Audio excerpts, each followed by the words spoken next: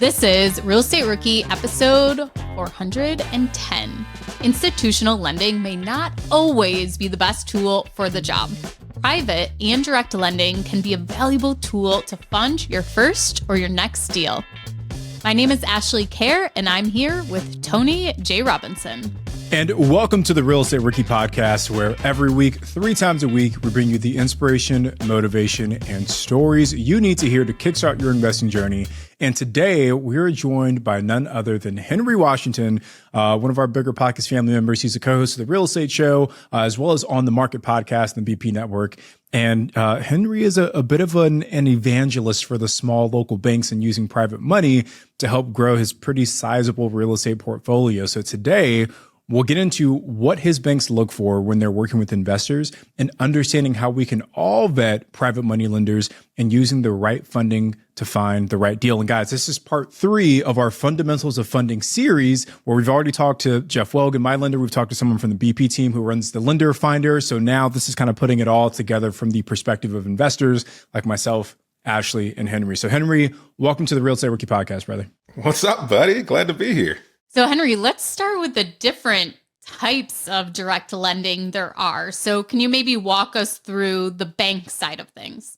Yeah. So when people want to get a loan, they initially think about a bank.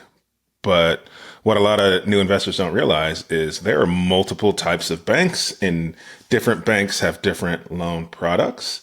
And that loan product may or may not fit the deal that you're looking for. And so when most investors are going to do a deal, they think, I'm going to go get a conventional loan, right, from a big institution. But you can also work with small local banks and get loans as well. And when you're dealing with the small local bank, there are loan products that are really, I guess, cultivated for investors. So there are loan products that you can use where they will finance your investment property. Typically, there is a down payment that they'll charge you. It's going to be anywhere between 15 and 20% down. And then they will also potentially fund your renovation as well and wrap that into the loan. And so a lot of investors are looking to buy value add properties. And if you go get a conventional loan, you got to go fund that value add out of your pocket. But with some of these more what they call construction loans is one of the names they call them, or they call them commercial loans. The names are kind of used interchangeable, but the general gist is a product made for you to buy a value add property, add value to that property, and then you can either choose to refinance out of that property, or you can even keep your loan within this loan product. And Henry, you hit on a super important point that there are so many different options out there for rookie investors. And Ash and I both, like, our origin story as real estate investors really revolve around the local banks. The very first deal that I did, actually the first 2 deals I did, Henry, exact same process that you talked about. I found a local bank who told me, Tony, if you can go out and you can find a property where your purchase price and your rehab costs are no more than, I think it was like 72.5%, something very specific. It was like 72.5% or less of the after repair value. We'll give you 100% of the capital for the purchase price, and we'll give you 100% of the capital for the rehab. All you've got to do is find the deal. So I went out there and I did that twice with the same credit union with zero money out of pocket for myself. So that's the power of being able to go out there and work with these local banks. And Ash, I know your first deal was with a local bank that was somewhat creative as well, right? Yeah. And actually the cool financing that I got was maybe like my 5th deal, where they did a 90-day unsecured loan. So I could actually go and make a cash offer on this property. And then as soon as I closed on the deal, I started the refinance process to get a 30-year fixed rate long-term, loan on. And then we just use that to pay off the short-term loan. Now, Henry, Ashley, do you think you guys could go to Bank of America and say, I want a 90-day unsecured line of credit? Yeah, you just walk in and say, look, I don't know if you know who I am, but I'm Tony J. Robinson, and I need an unsecured line of credit for $100,000 today. Right this way, Mr. Robinson. Right. So that's a great point, right? It's these big banks, these bigger banks where you're going to get these more conventional loans from. It's all about how is the bank making their money, right? Because everybody's in business to make money. And if you look at the way a big bank makes their money, is they want to fund loans And then they want to take those loans and then they want to sell those loans off to somebody else who's going to end up actually servicing those loans. And so because they're selling these loans off, they have to make sure every loan fits in this pretty perfect box with a bow on it that their buyers are going to want to buy and that adheres to all the regulations that they have for these loans. Whereas a local bank, like we are talking about, local community banks, they're oftentimes called portfolio lenders. And the reason they're called portfolio lenders is because they keep their loans in-house within their own local portfolio. And so the way they make money is they have to lend money to small local businesses. And so if you understand that these banks need to lend to local businesses to make money, it helps you understand how you can approach these banks and present yourself and your deal in a light that makes them want to loan to you. I think the other big benefit too of working with a smaller kind of local regional bank is that you can actually build a relationship with the people who are there. Right. And like you can go talk to the VP of the bank and say, here's the deal that I'm looking at. Let me know what I need to change or what you need to see. Whereas going to the big national banks, it's harder to do that. So Ash, I'll start with you, right? Henry, I want your opinion either. But like when you're working with these local regional banks, like do you have that kind of access where you're able to go in, share your deal, get feedback and actually have a conversation? Or is it like, hey, open, shut, this is what we need, either take it or leave it? Well, I do the exact same process every single time. I have the deal and I send it out to like 3 or 4 different loan officers that I've worked with. And then I just wait for them to tell me what they have available. And then from there, I work from there. And it's especially on the commercial side of things, when working with a small local bank, it is so easy to change things or negotiate things like not having a prepayment penalty, lowering your commitment fee, let's see what else. Your basis points, adjusting what the actual interest rate is going to be. So I found that I've loved the relationships with local lenders because you can negotiate with them on certain things that can actually make your deal better in terms because of the different things they're able to change or offer you. Absolutely agree with you. The relationships are huge. One thing to think about when you're thinking about the relationship. So I know a lot of people are like, well, how do I just go build a relationship with this banker? And I'm doing my first couple of deals. Well, it's all about putting yourself in and around the spaces where the bankers are as well. So yes, they are obviously in the bank, but I encourage everybody, if you live in your local market or you're going to invest in a certain market and you're in town for any period of time, join the local chamber of commerce in the cities where you're looking to do deals.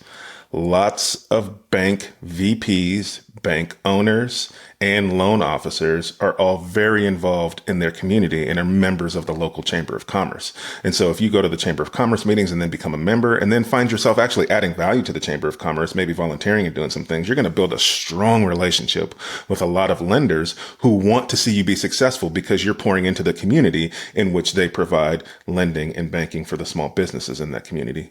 Great way to build relationships with small local lenders. And you're right. The better the relationship, Ashley, the more flexible they're willing to be on some of these rates and terms. Maybe they'll, waive their origination costs. Maybe they can drastically reduce them.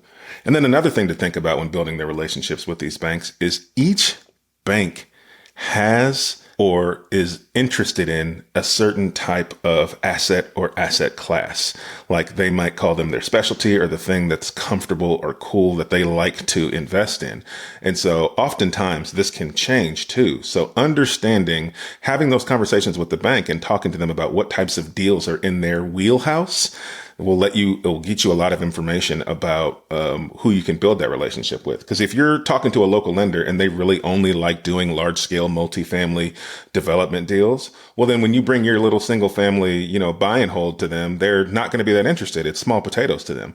But there are plenty of small local lenders who love the smaller single family deals because they're safe. They're safe for them to invest in. And a lot of banks right now are trying to get out of the big commercial stuff and more into lending on the smaller, more safe assets in this tough economic time.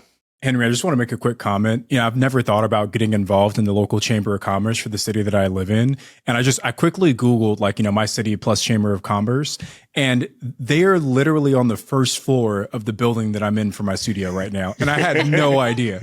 How crazy is that, right? Like I could literally just walk downstairs and introduce myself and get connected. So just goes to show you never know where those connections might come from. So I want to touch on the individual side of a direct lender. So who is this and what is this and how does this compare to the portfolio loans that banks do? So when I hear individual side of direct lending, I think immediately my brain goes to private money lending. And people often confuse private money lending and hard money lending as well.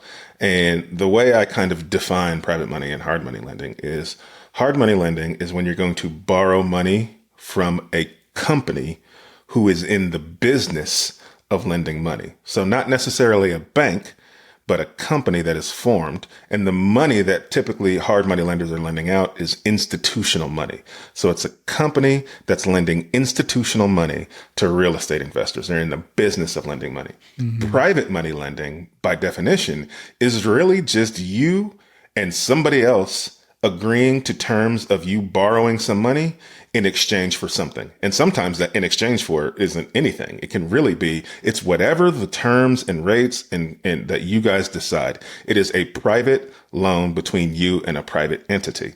But I think where the confusion comes in is there are also companies that call themselves private money lenders. And the reason they do that is because it's all about where the money comes from.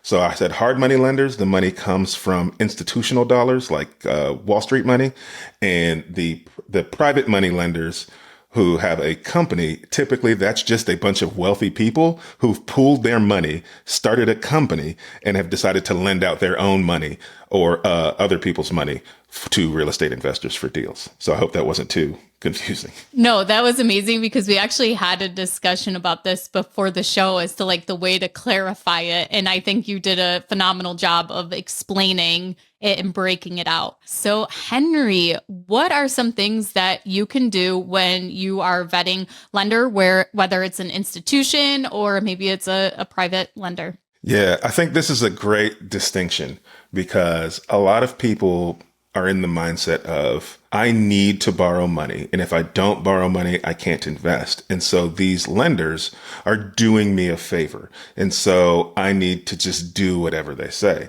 But this is a two-way street. You need to vet your lender just as much, or if not more, than your lender needs to vet you. Remember, we said that small local banks and private money lenders and hard money lenders, they need to lend money to stay in business. So they need you more than you need them. They're in a service business. They're providing a service to you. If they don't provide service, they go out of business.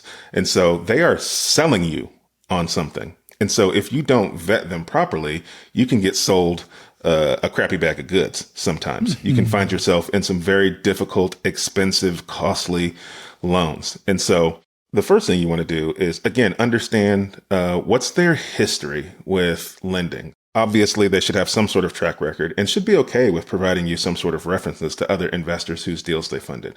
Remember, if something goes awry with your financing for your deal and it's your lender's fault, you still lose. You lose the deal. You lose the money that you could have potentially made. You lose some reputation in the community with your title company, you lose some reputation with that seller in that situation. So you want to make sure that you understand, hey, what types have you done these types of loans before? How have they gone? Can you give me a couple of references from some investors who you've worked with? Any good private money, hard money, or even local bank would be happy to pass you some names of people that you could talk to see if what they're providing you is actually, or what they're telling you they're going to provide you is actually what people got. And then secondly, if you don't understand what they're explaining to you in terms of a loan product, then either ask them to clarify it and ask them, explain it to me as if I was a 5-year-old trying to understand what this loan product is. Because a lot of the times we're not experts in banking and there's a lot of words and and terms and conditions and things that we just may not understand when we're first starting out. And so they should be able to explain to you in a way that you fully understand what it is that you're signing up for and what are the consequences if things don't go according to plan.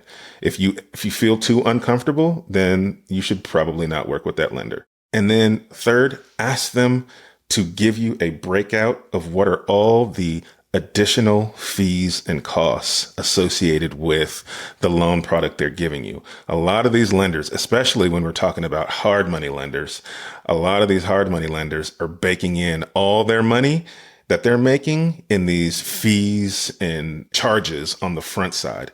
And so make sure they give you a breakout. What is everything that you're going to charge me in order for me to initiate and get this loan funded, and have them. And if you don't understand what that is for, then ask them to explain it for you. What is this charge?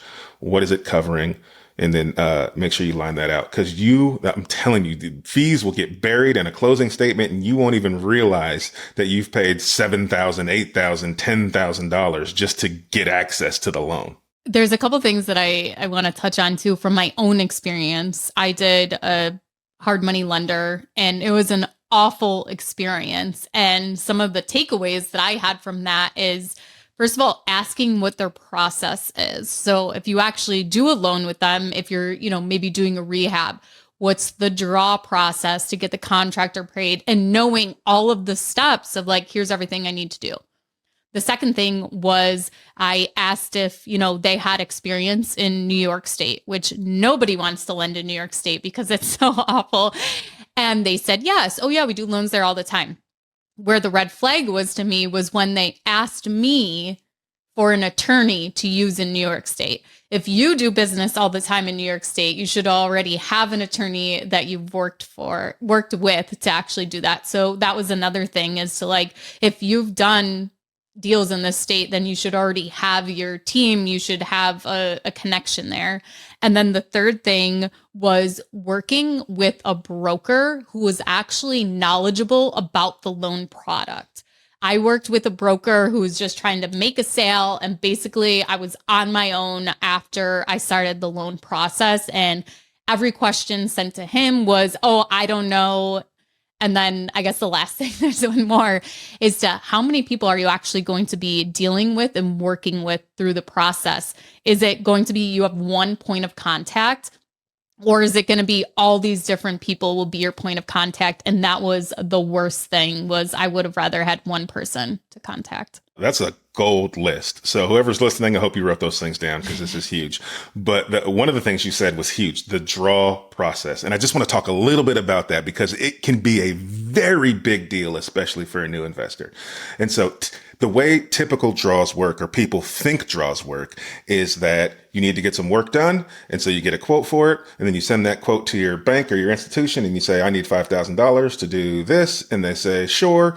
And then they send you $5,000 and then you go pay the contractor. But that is not how it works typically. And everybody does it a little different.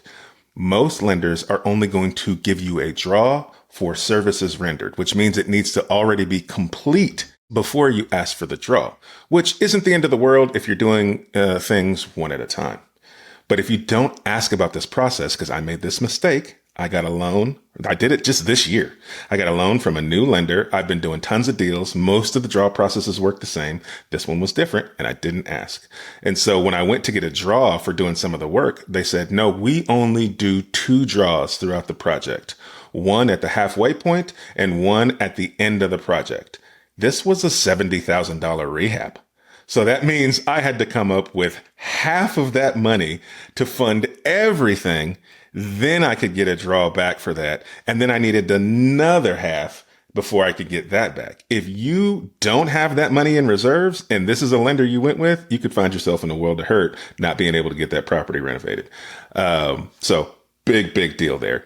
And then the second thing is also ask about the appraisal process. And this is more from a timing standpoint, because is your lender going to do an appraisal? Most banks are going to do an appraisal. Some private money lenders won't require an appraisal. Some hard money lenders will, but they'll all do it a little different. Some like to do their own comps in-house and you never even hear about it, and they just do it real quick. Some hire a third-party appraisal company to go out, and some don't do it at all. But the appraisal is usually what takes the longest for you to get a deal from under contract to closing. So if you're trying to close fast and you use a hard money lender who's going to hire a third party appraisal and they don't do it till after 2 weeks of the project being under contract, well, it's going to take you about 45 days to get that thing closed. So you got to make sure you understand what's their full process, especially when it relates to appraisals. And that was one thing that happened with me too, as, you know, hard money lender, quick close, like you can make a cash offer because you're bringing cash per se to the table. And I'd made cash offers, but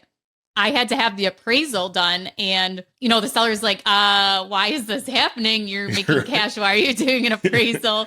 And all these things. So I had to learn that anytime I'm using hard money and sometimes even a private lender, that I'm having to make my offer as financing and state that it, you know, it's not conventional financing, but it's still financing because of the process of some of the lenders. Guys, we're talking a lot about like the fees, the draw schedule, and I've personally never used hard money. Like I said, I've used the local regional banks. I've used a lot of private money, but never hard. Honestly, for the reasons that we're talking about right now, is that it tends to be a little bit more complicated.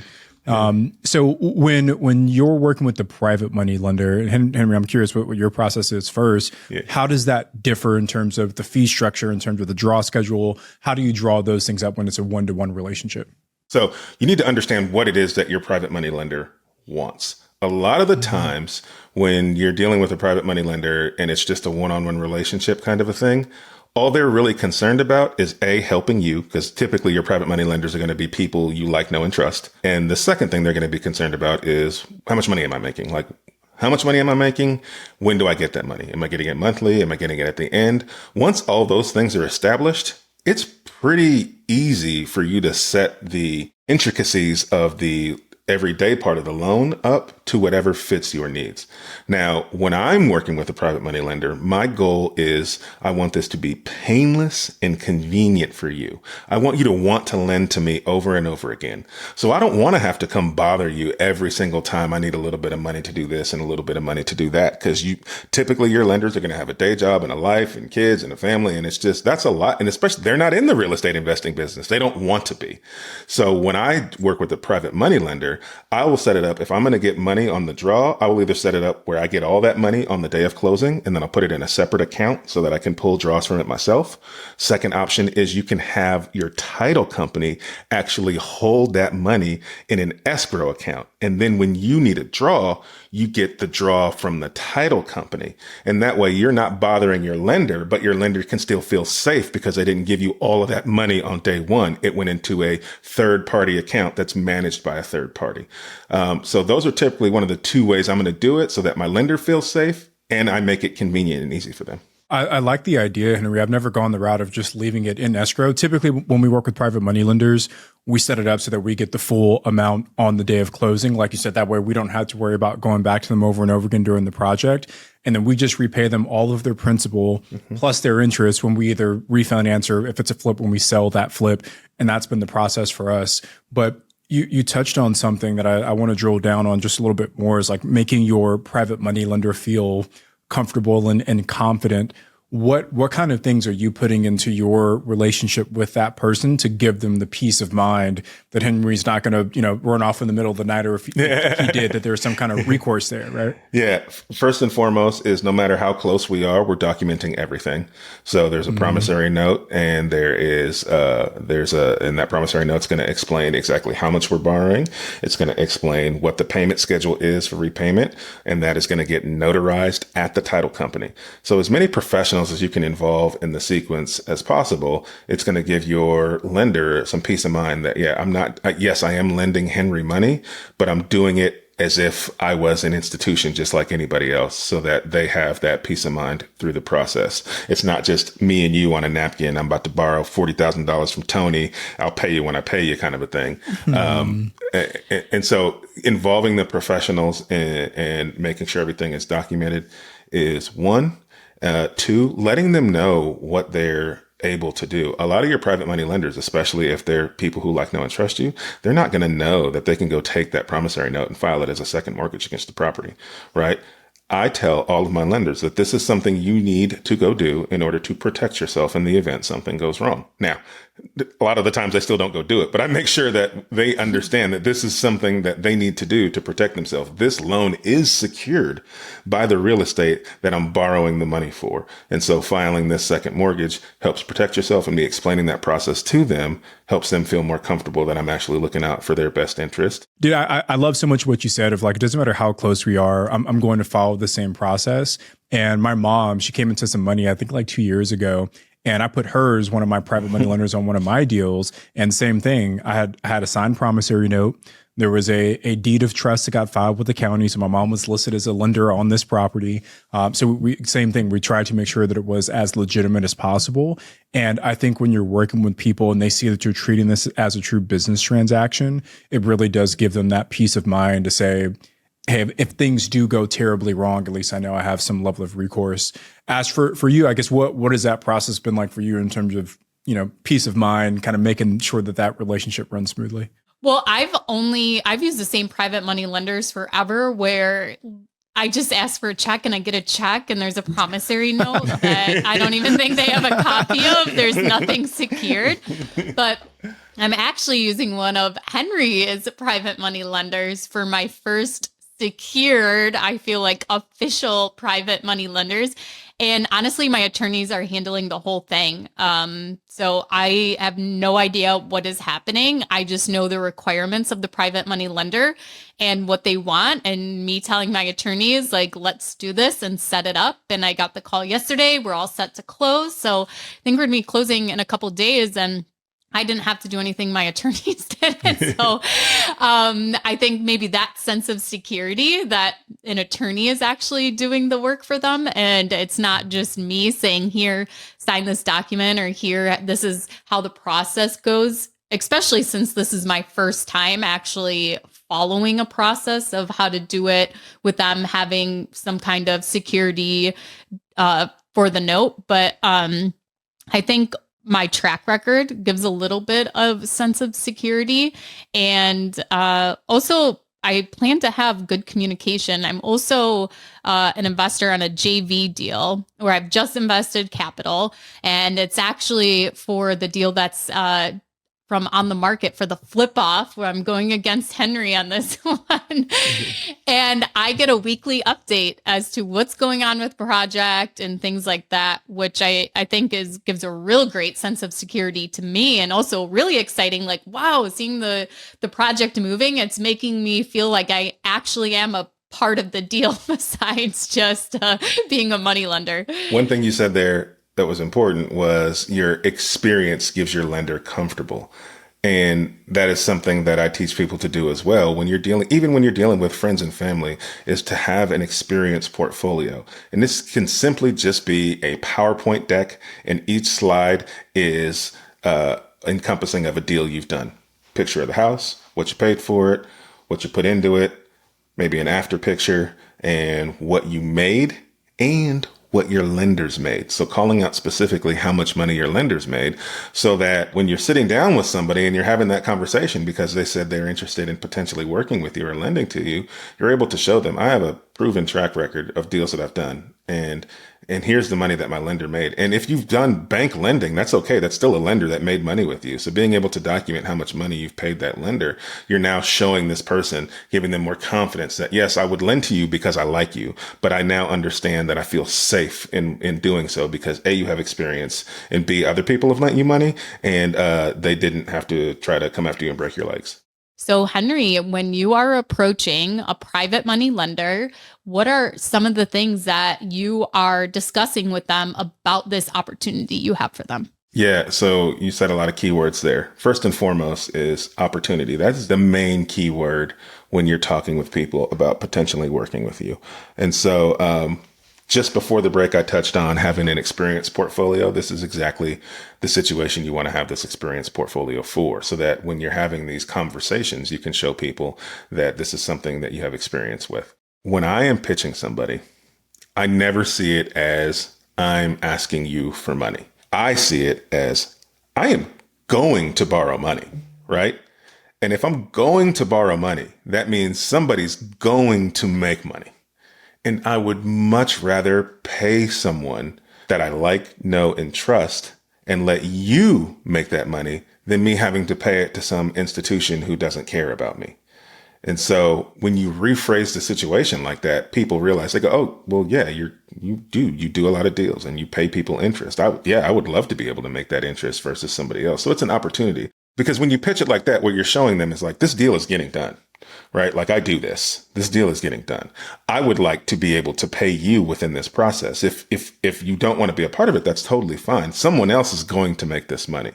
And that frames it a whole lot differently than when you go to somebody and you're like, sir, I would like to borrow some money. Could you please put some money into my cap? And yeah. But let me ask this, Henry, right? Because like now we're all experienced investors. We've done this a few times. So I think we have this level of confidence both in ourselves and our abilities to execute. Yep. But if you go back to Henry Washington on maybe that very first one, I guess, was that your perspective? Like, how did you gain that confidence to approach it in that way? Yeah, I learned it from other investors.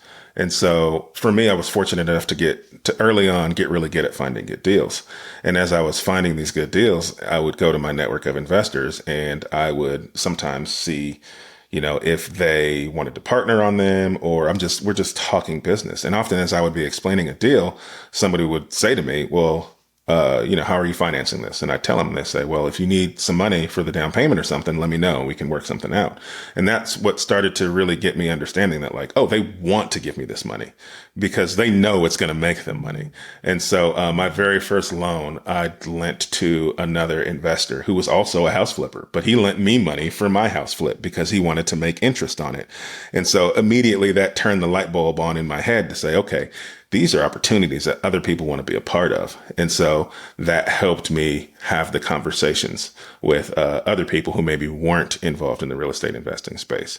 And so I get it. It can be super scary. It's supposed to be super scary. But when you're looking for private money, that's why the best place to start is people who like, know, and trust you, because that conversation can be a little less scary. But you should understand that I'm buying a good deal and I'm going to be able to pay this person back. And again, also, you should never be borrowing money that you can't afford to pay. When I was first getting into this business, I was never borrowing money for these down payments for the properties that I didn't have in my bank account. I was just choosing not to use my own money. So that way, if a deal went south, I could just pay them back no matter what, because what's most important is them getting paid out before me and me having the opportunity to borrow from them again. That's such a good point. I went so long using my own money and using my lines of credit that it was so easy. The 2 days I transferred the money off my line of credit into my bank account. I, wired the money at closing and didn't have to be responsible to anyone. But you can only grow and scale so much doing it that way. And if you're finding great deals, it doesn't matter how much interest you're paying, because you're going to get the deal and you're going to make some money rather than no money, because you don't have the, you don't want to go out and pay that interest rate or whatever it may be. So I think that's a great example. And then you get to keep that cash in a 5.5% savings account and make interest on it right now. I want to ask them to both of you, right? Because we talked before about like, hey, putting these successful deals into a pitch deck for these potential investors so they can see what's worked well for you. What are your thoughts on putting the deals that didn't work as well? Like, what if, like, for example, we had a flip we did last summer where we lost money on the flip. And I had to write literally a 6-figure check to our private money lender to make them whole. So like, do you think that's something we should also include into this, credibility pack of like, hey, not all of my deals work out, but even when they don't, here's how I take care of my private money lenders. Yeah, that's arguably more important than putting the wins in there, because that's what your lenders need to see. What you want is for them to trust you. That's the point of the pitch deck. It's not just to get the money, but you want them to trust you. And so absolutely. If you took a loss and you put that in there and you can show them that, hey, even if things go bad, I'm going to take care of my investors. That's the golden ticket, my man. That's how you sustain lending over time. One thing that we haven't touched on yet for any of this kind of financing is what happens if payday comes and you can't pay? What are the conversations that someone should have with their lender? I'm thinking of hard money too, for an example, like if you need to ask for an extension, can you give us some idea of what your options are and when those conversations need to take place? Communication and transparency is key always. You are the steward of somebody else's money, which means they need to know what's going on in the event that you can't pay. Typically, what you'll find is if you're dealing with a bank or a local bank, a hard money lender, or a private money lending company, they have policies and procedures in place for this already. So it doesn't have to be as scary or as uncomfortable as a conversation as you probably make it out in your head. There are ways for you to get extensions. So just right now, I have a deal where I borrowed short-term hard money, essentially. I had it for a 6-month term, and that 6 months came and passed because I'm not finished with the project. That's a whole nother story. So it's not that I couldn't make the payments. It's that payment is ballooning. And I'm not done, and I haven't started a refinance. So what do? Well, I just reach out to the lender and say, hey, the balloon payment's about to come. What are the options here? Right? And they reached out and they said, well, here are your options. And they gave me an extension option, and they gave me a couple other options and let me choose the path that I wanted to go forward based on when I felt like this project would be done. This is built into the companies. Now, when you're dealing with somebody direct one-to-one private situation, there's no contingencies built in typically. So you guys get to work out whatever that means. So in this situation, I had a situation like this with a private money lender, where I had their money for a year. That year was up and I wasn't done. Again, I needed more time. And so I simply just went to them and said, hey, I know we only had this term for a year. Are you needing that money back? It was about 50 grand. I said, are you needing all 50 grand back right now? Or would you be open to extending this for another 12 months? And they were like, man, you've made all your payments on time. It's just icing on the cake for us. Let's extend it for 12 months. Right. So just having the conversation and being transparent with where you are and why you're there and what your plan is to be out of that situation will help you have those conversations. It's typically not as uncomfortable as you're thinking. Super similar situation we've seen in our business as well. We had a burr project we were doing out here, and by the time we finished the rehab, rates had spiked. We were looking to do a DSCR loan, but that specific DSCR loan had a prepayment penalty where it's like even if rates came down in the next year, we wouldn't be able to refinance. So we were like, well, what do we do? And we went back to our private money lender. We said, hey, same thing, it was a 12-month note. And the whole balloon interest plus the principal was due. We said, hey, can we just re-up for another year and we'll just continue to make payments to you every month? And, we're paying him 10%. So he's like, right. Yeah, sure. Why not? Absolutely. But at least we get a 12-month runway to see where rates kind of fall, to see if it makes more sense to lock in at a 7% now as opposed to like a 9 that we got quoted last summer. And now we still kind of win in the long term. So absolutely. It's hard sometimes to go and have that conversation because you feel like you might be letting them down. But what we found is that people want to put their money to work. Yes. Right. And if they can just leave their money in that same deal and keep collecting a check, it almost works out in their favor. Right. So there's a bit of a mindset shift there that we have to make. I think too, just one more thing to add is even having that conversation in the beginning and having that extension built into your note too. When I did my hard money loan, it was already known like, okay, you get this many extensions for this amount of period of time. And there was an interest rate change each time that would step up and increase, and another, fee you had to pay. We did one extension, and we had to have a broker appraisal done. And there was a requirement that you could only do the extension if X amount of, there was still that loan to value ratio. It had increased from whatever it needed to be. And so we had to have a broker appraisal done on the property, and that was great. So then we move on and we had to pay our higher interest rate for the next 3 months until we did actually go and refinance out of the hard money.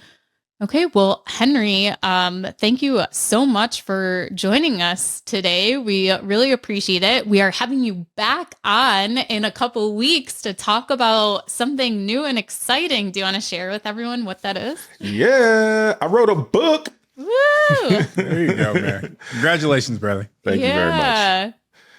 Okay, and you're going to tell us what it is? Do you want to know about the book? Cool. Yeah. So I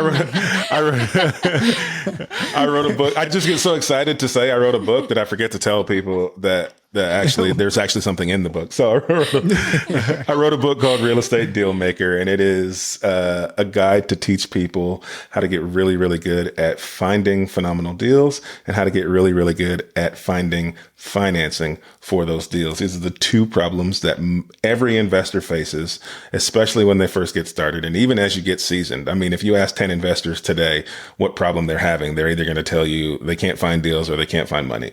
And so if we can teach people how to get really good at solving those two problems, well, then you're able to grow and scale your real estate business at whatever pace you're comfortable. And you can go to biggerpockets.com/dealsbook to check it out. Well, congratulations again, Henry. And thank you so much for coming on and sharing your experience and knowledge on the fundamentals of financing. Thank you for having me. This was fun. I appreciate you guys. If you want to learn more about Henry, we will link his information into the show notes, and make sure you check out On the Market podcast and the Real Estate podcast. I'm Ashley and he's Tony. Thank you so much for listening, and we'll see you guys next time.